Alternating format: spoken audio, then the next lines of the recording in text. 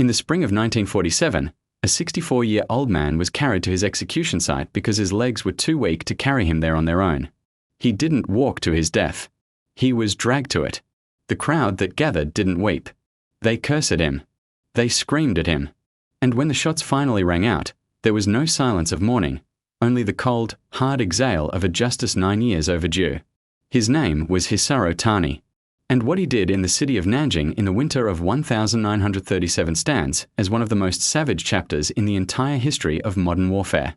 This is the story of how a decorated Japanese general became a war criminal, and how, in the end, he paid the ultimate price. If you believe that history must be remembered, especially when it is painful, then you are in the right place. Hit that subscribe button right now and join the Timeless Words community, where we bring forgotten stories of justice, power, and consequence back to life. Ring the notification bell so you never miss an episode. Now, let's get into it. Part 1. The Making of a Soldier. Long before Hisaru Tani became a name synonymous with atrocity, he was simply a farmer's son from Okayama Prefecture, born on December 22, 1882, in rural Japan. Japan in the late 1800s was a nation in transformation, ancient traditions colliding violently with modern ambitions. The emperor was considered a living god. The military was the highest calling a man could pursue. And young Hisaru Tani, hungry for status and purpose, chose that path.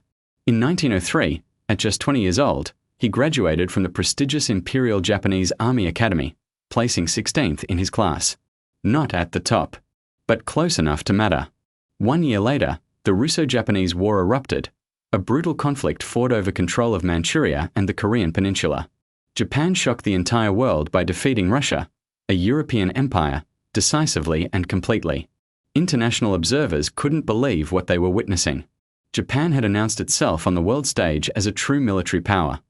The Russian Empire, humiliated and battered, would never fully recover. That defeat planted the seeds of domestic unrest that blossomed into the 1905 Russian Revolution. And Tani was there for it. He fought as a second lieutenant in the Guards 1st Infantry Battalion during that war. He survived. He advanced. In 1912, he graduated from the elite Army War College, an institution modeled after the Prussian War Academy, where German officers drilled Japanese officers in the art of warfare. The curriculum rewarded discipline and obedience over creativity and independent thought. 6 of the top-performing graduates each year were personally awarded a ceremonial sword by the emperor himself. Tani graduated 3rd in his class. He received that sword. From there, his rise was steady and calculated. He was posted to Great Britain as a military attaché. He was embedded on the Western Front during World War I as an official observer, watching the carnage of modern warfare unfold in the trenches of Europe. He returned to Japan and taught at the Army Staff College. He even authored a required textbook, The Secret History of the Russo-Japanese War, drawing from his own first-hand combat experience. By August 1930, he was a major general. By August 1934, he was a lieutenant general. He was decorated. He was respected. He was one of the most senior military minds in the Imperial Japanese Army. And then, the orders came. Part 2. The Road to Nanjing. To understand what happened in Nanjing, you first need to understand the larger war taking shape across Asia. Japan had been eyeing China's resources for decades. On September 18, 1931, it made its move, invading Manchuria in northeastern China, a region rich in coal and minerals that Japan desperately needed to fuel its growing industrial war machine. The international community watched, protested, did nothing. Emboldened, Japan continued pushing. Skirmishes and incidents between Japanese and Chinese forces flared and subsided repeatedly throughout the early 1930s. But the real explosion came on the night of July 7, 1937, at a bridge outside Beijing. A small Japanese unit demanded entry into a Chinese-controlled town to search for a missing soldier. The Chinese garrison refused.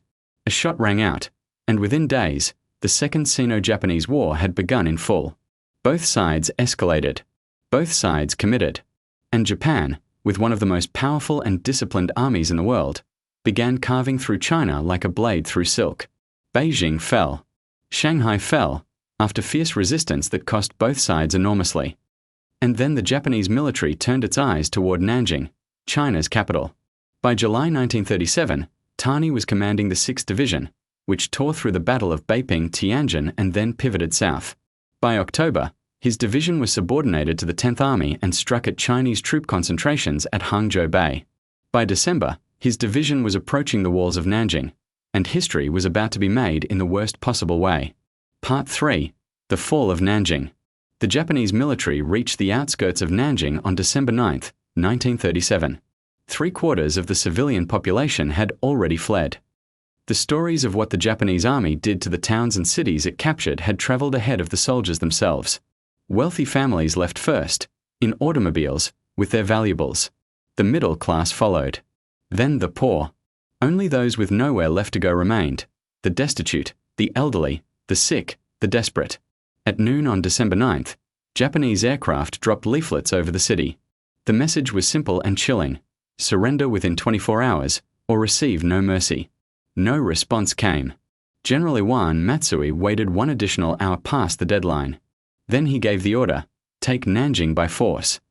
Under a storm of artillery fire and aerial bombardment, the city cracked on December 12th. General Tang Shenkai, who had publicly vowed to defend Nanjing to the last man, ordered his troops to retreat. The result was catastrophic disorder. Soldiers stripped civilians of their clothing to disguise themselves. Men were shot by their own supervisory units as they tried to flee the city walls. On December 13, 1937, Hisaru Tani's 6th Division, alongside the 116th Division, became the first Japanese forces to enter Nanjing. What followed is almost impossible to put into words. Part 4. The Massacre.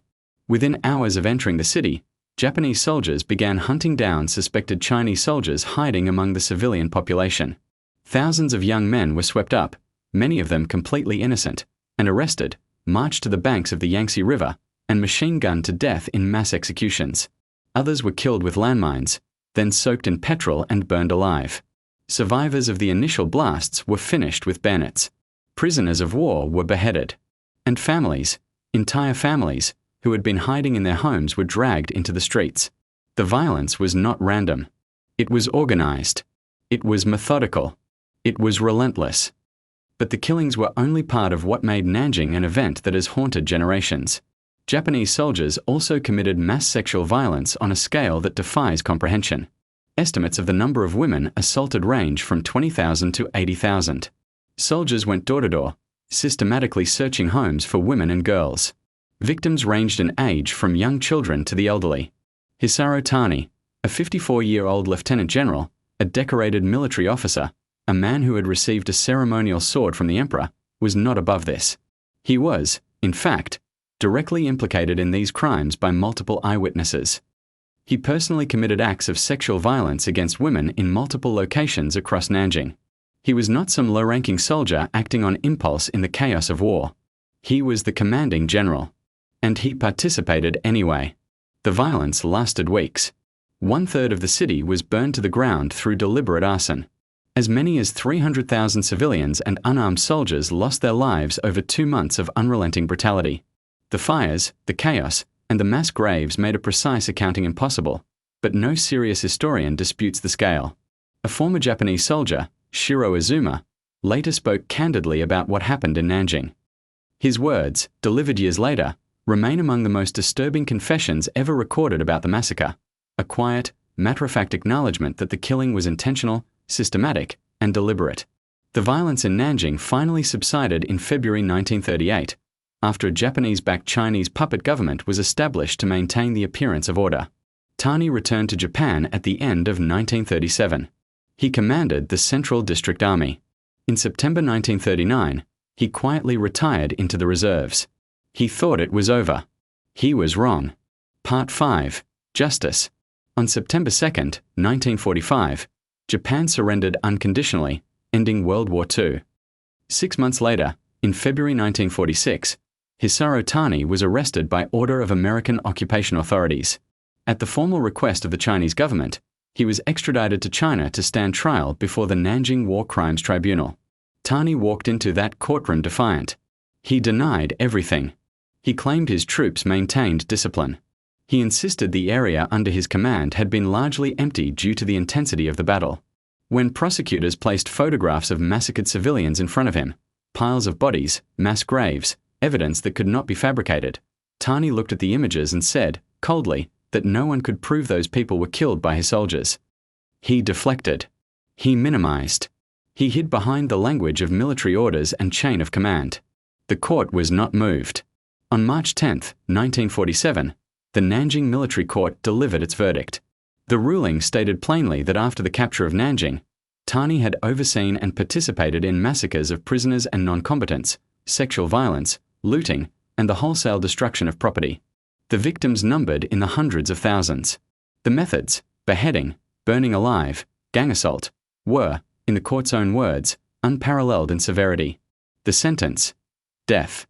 Tani appealed 3 times, March 18th, April 24th, and April 25th. Each appeal was rejected without hesitation. The execution. On April 26, 1947, Hisaru Tani was escorted to his execution site at Mount Yuhuatai. He could not walk there under his own power. The man who had commanded tens of thousands of soldiers, who had received a sword from the emperor, who had arrogantly denied his crimes before a war crimes tribunal, that man had to be physically held up by 2 gendarmes just to remain standing. He was 64 years old. The execution was held publicly. Chinese civilians gathered to witness it. Eyewitnesses reported that Tani looked visibly terrified, his body trembling, his face a mask of fear. The crowd surrounding him did not offer sympathy. They cursed him. They named what he had done. They refused to let him leave this world in silence. When the shots were fired, there was no mourning. No tears were shed for Hisaru Tani. The Nanjing massacre lasted roughly 6 weeks.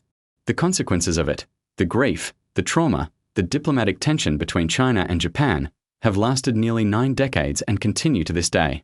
Japan's official acknowledgement of what happened in Nanjing remains a source of profound historical dispute and international tension.